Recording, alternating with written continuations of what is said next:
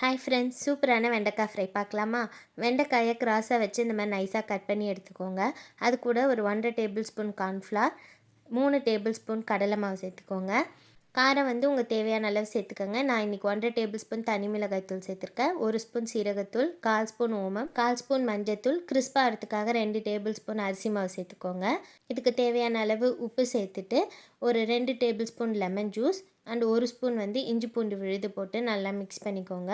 First எல்லாத்தையும் mix பண்ணி எடுத்துக்கோங்க. அது கூட கொஞ்சமாக வேணால் தண்ணி தெளித்து இந்த பதத்துக்கு மிக்ஸ் பண்ணி எடுத்துக்கோங்க.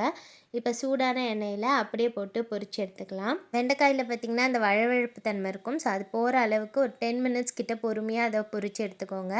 ஓமம் சேர்த்தது பார்த்திங்கன்னா ஒரு தனி ஃப்ளேவர் கொடுக்கும். ஸோ உங்களுக்கு பிடிச்சிருந்தா ஓமம் சேர்த்துக்கோங்க. இப்போ சூப்பராக வெண்டைக்காய் ஃப்ரை ரெடி ஆகிடுச்சு. பாருங்கள் எவ்வளோ முறுமுறுன்னு இருக்குன்னு. அது மேலே கொஞ்சமாக சாட் மசாலா தூவி பசங்கிட்ட கொடுத்திங்கன்னா வெண்டைக்காய் சாப்பிடாத குழந்தைங்க கூட இது சூப்பராக சாப்பிடுவாங்க. ஸோ இந்த வீடியோ பிடிச்சா லைக் பண்ணி சப்ஸ்கிரைப் பண்ணிக்கோங்க. தேங்க்யூ.